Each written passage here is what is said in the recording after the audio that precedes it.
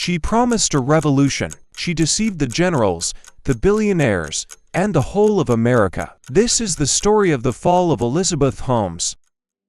Her fate seemed to be predetermined. Elizabeth was born in 1984 into a family of successful people. Her father is a vice president of Enron. Her mother is a congressional employee. Since childhood, she wanted to be a billionaire like Steve Jobs. At the age of 7, she drew drawings of a time machine. At 9, she declared that her vocation was to change the world. At the age of 19, as a student at the prestigious Stanford Faculty of Engineering, she made her first breakthrough step.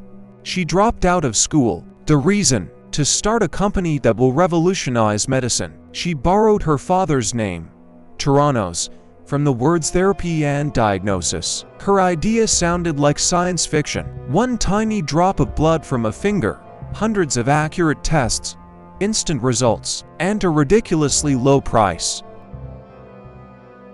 Her professor at Stanford, the legendary chemist Channing Robertson, believed in her and became her first advisor. From that moment on, Elizabeth began to do something she had no equal in, selling her dream. Pretty quickly, thanks to advertising, the corporation gained the status of an innovator in the field of medical technology. The staff conducted rapid tests of blood collected in microscopic nanotainers, using small automated devices of their own invention, called Edison devices. By the end of 2004, Holmes had raised $6 million to finance the company, attracting investors. By the end of 2010, Theranos had raised more than $92 million in venture capital, and it was a major success. The board of the company includes outstanding people. Elizabeth has received public recognition for forming the most distinguished board of directors in USA corporate history.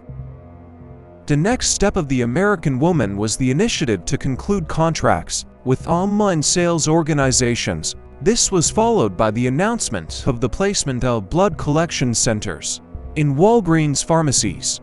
The idea of restarting the field of laboratory medicine was highlighted in newspapers and the Medscape magazine. Subsequently, when photographs of the Washington native appeared on the covers of reputable glossy publications, the Forbes ratings compilers named Holmes the youngest female billionaire to earn a fortune on her own. By the mid-2010s, the name of the former Stanford student appeared in 18 American and 66 foreign patents. The status was highlighted by the fact that Cleveland Clinic, Capital Blue Cross, and AmeriHealth Caritas signed contracts for the use of Theranos technologies. In the early 2000s, Ramesh Sunny Balwani, a divorced Pakistani who immigrated to India and then to America, appeared in Holmes' personal life. The boyfriend joined the company of his beloved and plunged headlong into the affairs of Theranos. During the period of cooperation, the couple hid their romantic relationship from outsiders and posed as business partners. After the investigation began in 2016, the man and the woman quarreled and separated. In early 2019, Elizabeth became engaged to William Billy Evans, the heir to the hotel business. After a wedding with a limited number of invited guests, a son was born in the family. The partner, whom the ex-billionaire had not called her husband for a long time, most likely had nothing to do with the Holmes scam. Unlike his mistress, the facts of his involvement in fraud have not been confirmed. In the fall of 2022, Holmes was pregnant with her second child. In the spring of 2023, her daughter, Invicta, was born.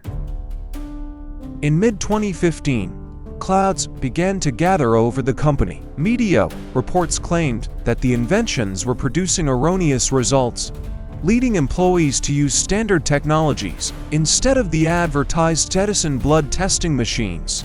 Elizabeth couldn't deny the obvious, acknowledged the shortcomings and flaws, and announced plans to re-equip the laboratories. However, an official audit was inevitable. During the audit with the involvement of the USA Attorney Office, it turned out that the company had deceived investors and officials by embezzling money and spreading misinformation about its achievements. After a while, The Securities and Exchange Commission accused Holmes of fraud and seized the company's assets. In 2018, a high-profile criminal trial began. In 2021, Holmes had to go through a series of trials, the main one of which was the process postponed due to pregnancy. At the trial, the lawyers of the Theranos founder, who were called upon to obtain a lenient sentence so that the businesswoman would avoid prison, dealt a defense on the accusation of Ramesh's former lover Sunny Balwani of forcing investors and members of society to cheat through threats and abuse. Elizabeth is mentioned in the speeches of the prosecution as a media misinformer.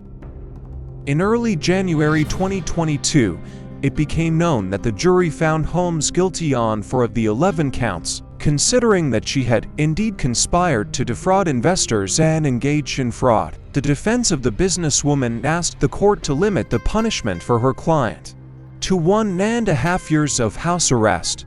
The lawyer's argument for such a humane verdict was Holmes' pregnancy, as well as the presence of her young child. However, the court decided otherwise, and in the fall of 2022, Elizabeth was sentenced to 11 years in prison. In addition, she had to pay damages in the amount of $121 million to serve her sentence. The founder of Theranos had to report to a correctional facility before April 2023. The defense announced its intention to challenge the court decision. Just 10 days after her daughter's birth, Holmes gave a lengthy interview, which was published in the New York Times. Following the article's publication, the journalist, who spoke with the mother of 2, was even accused of being overly sympathetic to the criminal. Elizabeth tried to portray herself in a completely different light as a caring mother, who preferred to spend her final days in freedom with her family. The interview also included some shocking revelations.